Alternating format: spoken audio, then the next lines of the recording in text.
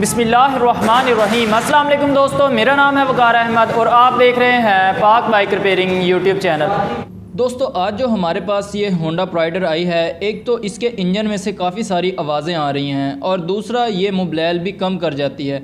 ये हमेशा जब भी इसका मोबिलाइल चेंज हो तो मोबिलाइल का लेवल कम हो जाता है। आज इस वीडियो में हम आपको इसके हेड सिलेंडर को मुकम्मल तौर पर ओवरहाल करके दिखाएंगे और इसकी आवाज़ों को किस तरीके से दूर किया जाता है और इसकी आवाज़ें किस किस चीज़ की हैं, मुकम्मल फ़ॉल्ट आपके सामने दूर करके दिखाएंगे। तो ये वीडियो आपके लिए बहुत अहम साबित होने वाली है। इस वीडियो को आपने मुकम्मल तौर पर वॉच करना है। सबसे पहले हम आपको इसकी पहले वाली आवाज़ भी चेक करवाते हैं, इसके अंदर पहले किस तरीके से आवाज़ है और बाद की आवाज़ें भी आपको चेक करवाएंगे।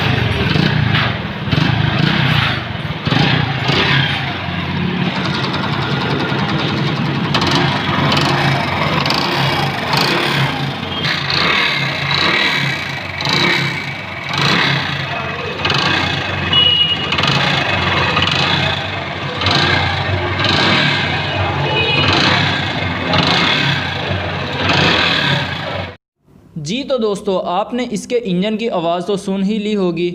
कस्टमर का ये कहना है कि उन्होंने इसकी टाइमिंग चैन भी कुछ दिन पहले ही डलवाई है और इंजन ऑयल भी वो अपने टाइम पर ही चेंज करवाते हैं, लेकिन जब भी चेंज करवाते हैं इंजन के अंदर से ऑयल कम निकलता है। ज़ाहिर सी बात है, जब इंजन ऑयल मोटरसाइकिल कम करने लग जाए तो धुआं भी मारने लग जाती है, स्मोक मारने लग जाती है वाइट कलर का।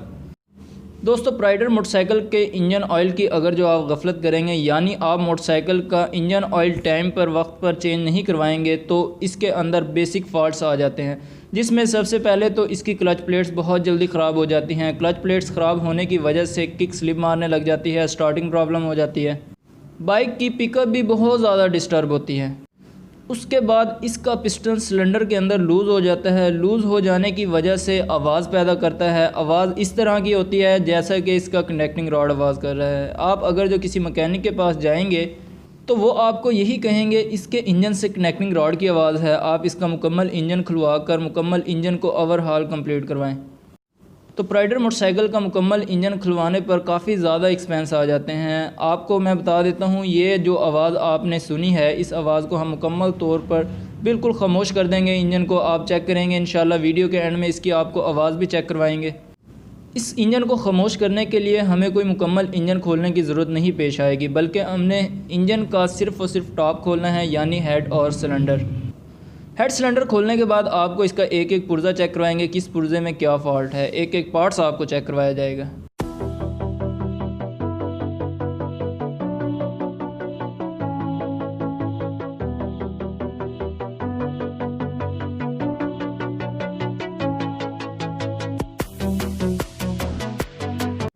जी तो दोस्तों, सबसे पहले आपने इसके हेड को डिसअसेंबल करना है। हेड को डिसअसेंबल करने के बाद पिस्टन को टॉप पोजीशन पर लेके आना। पिस्टन को टॉप पोजीशन पर लेकर आने के बाद आपने पिस्टन की फ्री प्ले चेक करनी है। अगर जो पिस्टन के अंदर फ्री प्ले हो तो पिस्टन बहुत ज़्यादा लूज़ हो गया है, इसकी वजह से भी आवाज़ पैदा होती है। अगर जो पिस्टन सीज हो जाए तब भी ये आवाज़ आती है, फिर पिस्टन सीज हो जाने की वजह से आवाज़ आती है। जी तो दोस्तों, आपने सिलेंडर को भी कुछ इसी तरीके से डिसअसेंबल कर लेना है। उसके बाद आपने इसके पिस्टन को बाहर निकाल कर चेक करना है क्या पिस्टन के ऊपर सीज़ें तो नहीं लगी हुई। अभी आप देख सकते हैं इस पिस्टन के ऊपर कोई सीज़ें वगैरह नहीं लगी हुई, लेकिन पिस्टन सिलेंडर के अंदर लूज़ हो गया है। लूज़ हो जाने की वजह से आवाज़ आ रही है। आपने कनेक्टिंग रॉड की भी फ्री प्ले चेक कर लेनी है। अगर जो एक्स्ट्रा फ्री प्ले हो तो रॉड की भी आवाज़ हो सकती है, अदरवाइज़ मुकम्मल इंजन को डिसअसेंबल करने की कोई ज़रूरत नहीं है। कनेक्टिंग रॉड में आपने ऊपर नीचे की फ्री प्ले चेक करनी है। अगर जो ऊपर नीचे की फ्री प्ले हो तो फिर रॉड की प्रॉब्लम है, रॉड की आवाज़ है, फिर आपको उस सूरत में मुकम्मल इंजन को ही डिसअसेंबल करना पड़ेगा। लेकिन प्राइडर के अंदर सबसे ज़्यादा फॉल्ट पिस्टन का ही आता है। पिस्टन के बाद आपने चेक कर लेना है, अगर जो इंजन ऑयल वक्त पर चेंज ना हो रहा हो तो फिर इसकी रॉकर आर्म और केम शाफ्ट भी बहुत ज़्यादा प्रॉब्लम कर सकती हैं। जैसे कि आप देख सकते हैं इसकी केम शाफ्ट पर भी सीज़ें लगी हुई हैं, ये देखें आप। क्योंकि जब इंजन ऑयल वक्त पर चेंज ना हो तो किसी भी चीज़ का कोई भी फॉल्ट आ सकता है। उसके बाद आपने हेड को मुकम्मल तौर पर डिसअसेंबल करना है। उसके वालों को भी हमने चेक करना है। अगर जो वाल गैड के अंदर लूज़ हो जाएं तो हमने वाल भी चेंज करवाने हैं। अगर जो वाल ठीक हों, गैड के अंदर ठीक हों, उसका प्रेशर ठीक हो तो फिर हमने जस्ट वालों को ग्राइंड करवा लेना है। और इसके अंदर जो कार्बन वगैरह है, यानी कि इसकी पोटो के अंदर कार्बन वगैरह है, वो हमने साफ़ करवाना है। और वाल सीलें हमने बिल्कुल नहीं डालनी है। दोनों वालों को चेक करने का मुकम्मल तरीक़ेकार भी आपको इसी वीडियो में हम बताएंगे कि वाल आपको कैसे पता चलेगा वाल ठीक हालत में है या नहीं। आप ये देख सकते हैं वालों को हमने इस साइड पर उंगली रख के चेक करना है कि वाल बिल्कुल प्रेशर के साथ वापस जा रहे हैं या नहीं जा रहे हैं, और गैड के अंदर फ्री प्ले कितनी है, वो सब कुछ चेक करने के बाद ही आपने डिसाइड करना है कि वाल नहीं डलने वाले हैं या नहीं। उसके बाद आपने पिस्टन के ऊपर से पांचों रिंग निकाल कर चेक करना है कि पिस्टन सिलेंडर के अंदर कितना लूज़ हुआ है। उससे आपको अंदाज़ा हो जाएगा क्या वाकई ही पिस्टन की आवाज़ थी या नहीं। वैसे तो पिस्टन की आवाज़ मोटरसाइकिल स्टार्ट करने से ही पता चल जाती है। पिस्टन की आवाज़ है, टाइमिंग चैन की आवाज़ है, टैपर्स आवाज़ कर रहे हैं या कनेक्टिंग रॉड की आवाज़ है। लेकिन जो लोग बिल्कुल नया काम सीख रहे हैं, जो अनएक्सपीरियंस हैं, उनके लिए एक एक चीज़ को चेक करना बहुत ज़रूरी है ताकि उनको बाद में फ़िटिंग करने के बाद यानी असम्बलिंग करने के बाद कोई परेशानी ना बने। जैसा कि आप देख सकते हैं पिस्टन काफ़ी ज़्यादा लूज़ है जिसकी वजह से आवाज़ पैदा होती है। अभी आप देख सकते हैं इसके अंदर हमने 100 नंबर का पिस्टन डालना है, यानी 50 नंबर का पहले बोर हुआ है, 50 नंबर का पिस्टन पहले चल रहा है और अभी 100 नंबर का पिस्टन डलने वाला है इसके अंदर। इस मोटरसाइकिल में ये सारा सामान इसका ख़राब है, ये सारा सामान हमने इसका रिप्लेस करना है। अगर जो आप ये सोच रहे हैं क्या पिस्टन के अंदर सिर्फ हम रिंग डाल दें तो आवाज़ ख़त्म हो जाएगी और स्मोक वगैरह छोड़ देगी, तो जी हाँ बिल्कुल स्मोक भी ख़त्म हो जाएगी और आवाज़ भी ख़त्म हो जाएगी, लेकिन ज़्यादा अरसे के लिए नहीं। जैसे ही आपने एक मोबाइल वक्त पर चेंज ना करवाया ये मामला फिर दोबारा शुरू हो जाना है। ये आप देख सकते हैं अभी हमने इसके अंदर जेन्युइन हेड केम शाफ्ट इसके अंदर डाल रहे हैं और क्रॉनली फ़ान की इसकी रॉकर पिन होगी हमारे पास जो हमने इसके अंदर इंस्टॉल करनी है। ये सब कुछ हम कस्टमर की रिक्वायरमेंट के मुताबिक डाल रहे हैं क्योंकि कस्टमर को हमने जेन्युइन पार्ट्स भी चेक करवा दिया, उसकी कीमत भी बता दी और नॉन जेन्युइन की भी।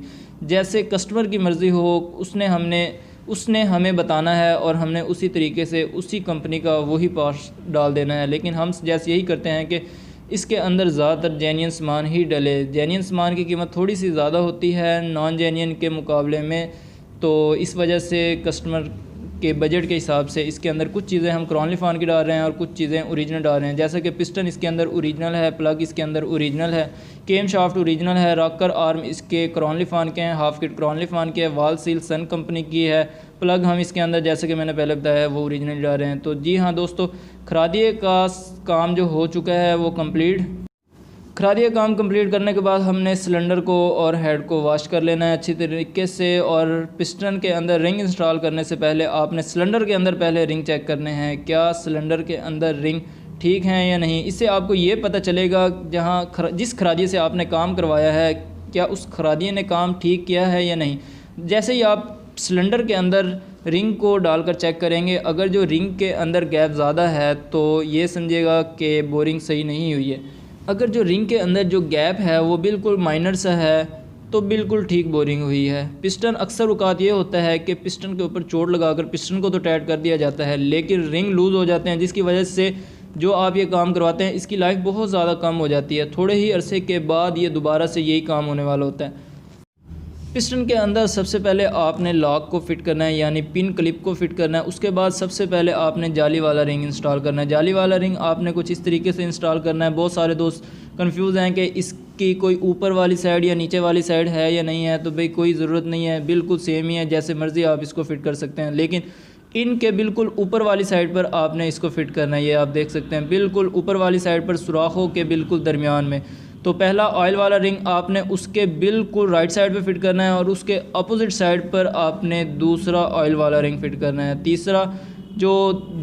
चौथा रिंग जो आपने इसके अंदर इंस्टॉल करना है ब्लैक कलर का रिंग है, देगी रिंग भी जिसको कहते हैं, वो बिल्कुल आपने उस रिंग के लेफ़्ट साइड पर फिट करना है। और जितने भी आपने इसके अंदर रिंग इंस्टॉल करने हैं वो सब के सब आपने क्रॉस में इंस्टॉल करने हैं, यानी बिल्कुल बराबर ना हो, एक दूसरे के नीचे ऊपर ना हो, क्रॉस के अंदर होंगे तो ही इसकी लाइफ ज़्यादा होगी। अभी हम इसके अंदर टॉप रिंग इंस्टॉल करने वाले हैं, स्टील रिंग भी कहते हैं, टॉप रिंग भी कहते हैं। जहाँ पर जिस साइड पर इसकी प्रिंटिंग हो वो वाली साइड आपने इसके ऊपर वाली साइड पर रखनी है, दूसरी साइड नीचे वाली साइड पर रखनी है और बिल्कुल दूसरे रिंग के क्रॉस में। ये आप देख सकते हैं सारे रिंगों को हमने क्रॉस में इंस्टॉल किया है। या फिर आप पिस्टन के अंदर रिंग इंस्टॉल करने के बाद कनेक्टिंग रॉड में पिन फिट करने के बाद सारे रिंगों का जो गैप है वो आप स्टडों की साइड पर कर सकते हैं, यानी एक एक स्टड की साइड पर एक एक रिंग, और जो जाली वाला रिंग है वो बिल्कुल सेंटर में होना चाहिए, ऑयल वाले सुराख के बिल्कुल दरमियान में। उसके बाद थोड़ा सा लुब्रिकेट करने के बाद सिलेंडर के अंदर हमने पिस्टन को बहुत ही प्यार मोहब्बत से फ़िट करना है। इन वाली साइड जो है पिस्टन की वो ऊपर वाली साइड पर होनी चाहिए। सिलेंडर कंप्लीट करने के बाद अभी बारी आ जाती है हेड वाल्व को फ़िट करने की। तो हेड वाल्व को सबसे पहले आपने हेड को अच्छी तरह वॉश करना है खराद का काम करवाने के बाद। उसके बाद वाल्व को आपने हेड के अंदर इंस्टॉल करने से पहले लुब्रिकेट कर उसके बाद वाल्व सील फ़िट करनी है। वाल्व सील को भी थोड़ा बहुत लुब्रिकेट करना है, और वाल्व सील को कोशिश करिएगा आप हाथ की मदद से ही हेड गेट के अंदर फ़िट करें। अगर जो आप कोई औजार वगैरह का इस्तेमाल करेंगे तो उसकी वजह से वाल्व सील डैमेज हो सकती है। हाथ के साथ भी इजीली इंस्टॉल हो जाती है, कोई मुश्किल काम नहीं है। उसके बाद आपने छोटा और बड़ा दोनों स्प्रिंग रखने हैं। स्प्रिंग रखने के बाद वाल कटोरी और वाल काटर स्प्रिंगों के ऊपर रखकर वाल लिफ्टर की मदद से आपने वाल काटरों को वाल के अंदर प्रेस कर देना है।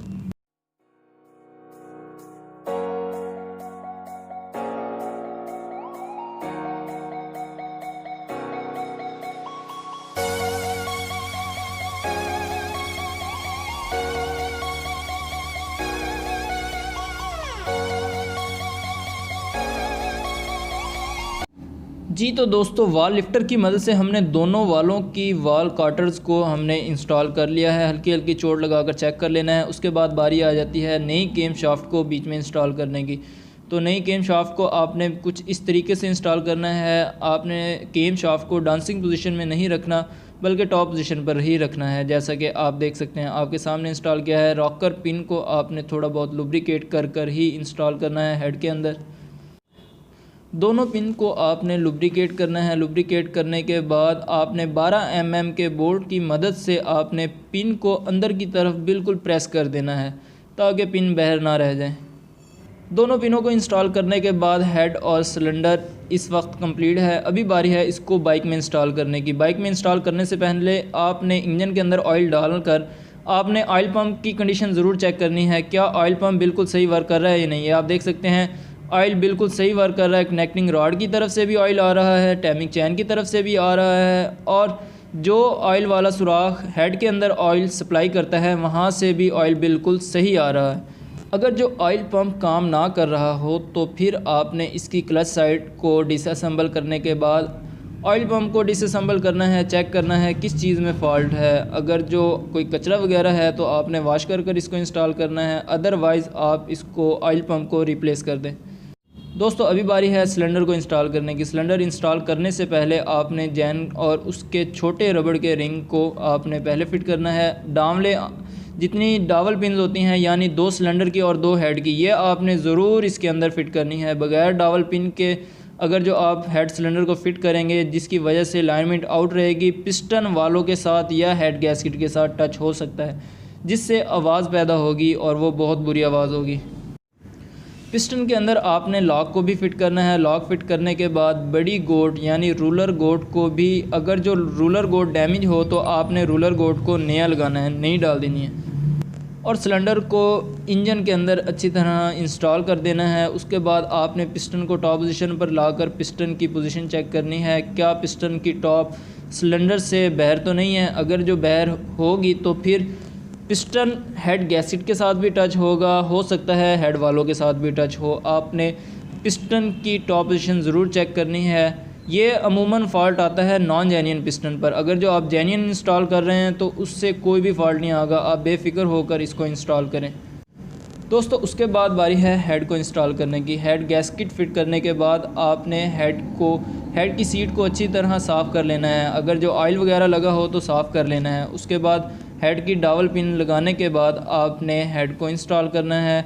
टॉप टिक्की जैन लगाना है। टॉप टिक्की जैन लगाने के बाद आपने टॉप केस को यानी टॉप टिक्की को आपने कुछ इस तरीके से लगाना है। एक एरो का निशान आपको नज़र आएगा, वो बिल्कुल नीचे की तरफ होना चाहिए। उसके बाद आपने टॉप टिक्की के लगाने के बाद आपने 4 वाशेस रखनी है। एक वाशल कॉपर की होगी जो ऑयल वाले स्टड पर होगी, ये जो स्टड आप देख सकते हैं जो हमने सबसे पहले वाशर लगाई थी वो कॉपर की वाशर थी। उसके बाद चारों नट को आपने लगा देना है और बारी बारी बराबर बिल्कुल बराबर आपने सब नट्स को टाइट करना है। हेड सिलेंडर के सारे बोल्ट्स लगाने के बाद, नट बोल्ट्स लगाने के बाद ही आपने टॉप नट्स को टाइट करना है।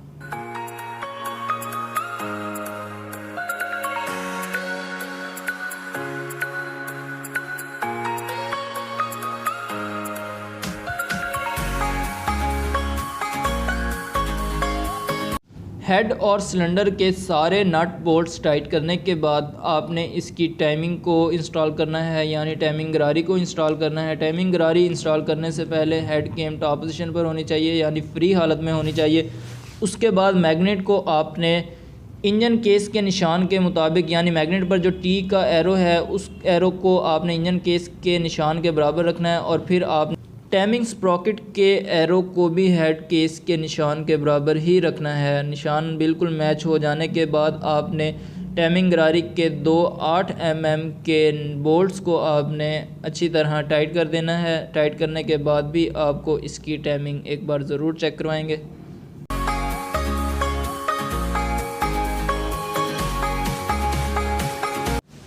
टाइमिंग स्प्रॉकेट के दोनों बोल्ट्स को टाइट करने के बाद मैग्नेट को घुमाकर आपने फिर एक बार टॉप पोजीशन पर लेके आना है, एरो को मैच करना है और टाइमिंग स्प्रॉकेट के एरो को भी मैच करना है। तो उसके बाद आपने इसके टैपर्स करने हैं।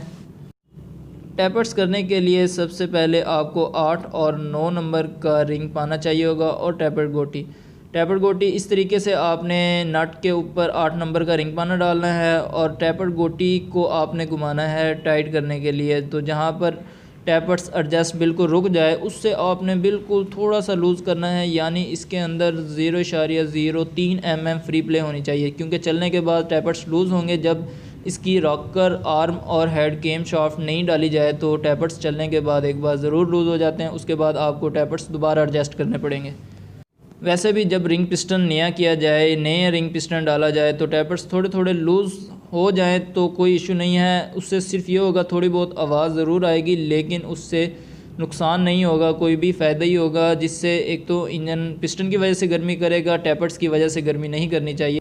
टैपर्स करने के बाद एक तो आपने दोनों टैपर्स कवर लगा देने हैं, नीचे वाले को मुकम्मल तौर पर टाइट कर देना है, ऊपर वाले को टाइट करने की ज़रूरत नहीं है, क्योंकि स्टार्ट करने के बाद हमने इसके ऑयल पंप को भी एक बार ज़रूर चेक करना है। उसके बाद आपने बाकी के हेड के जितने भी केस रह गए हैं वो सब को अच्छी तरह टाइट कर देना है। जैन लगाने के बाद याद रहे जैन आपने उसी सूरत में लगाना है जब आप पहले वाले जैन को अच्छी तरह साफ़ कर लें। अगर जो पहले वाले जैन का थोड़ा बहुत हिस्सा किसी केस पर लगा रह गया और आप उसी के ऊपर नया जैन लगाकर उसको इंस्टॉल कर दें तो वहाँ से लीकेज नहीं रुकेगी, वहाँ से लीकेज होती ही रहेगी। आपने एक बात का ख़ास तौर पर ख्याल रखना है, जब भी आप किसी बाइक का रिंग पिस्टन करें तो उसका प्लग आप ज़रूर नया डाल दें, क्योंकि अक्सर जब बाइक धुआं मारती है, स्मोक मारती है तो प्लग बहुत ज़्यादा शॉर्ट होते हैं। जैसा कि आप लोग जानते ही होंगे, प्लग पर ऑयल आ जाने की वजह से प्लग शॉर्ट हो जाते हैं, तो प्लग को नया डाल देना बहुत ही ज़रूरी है।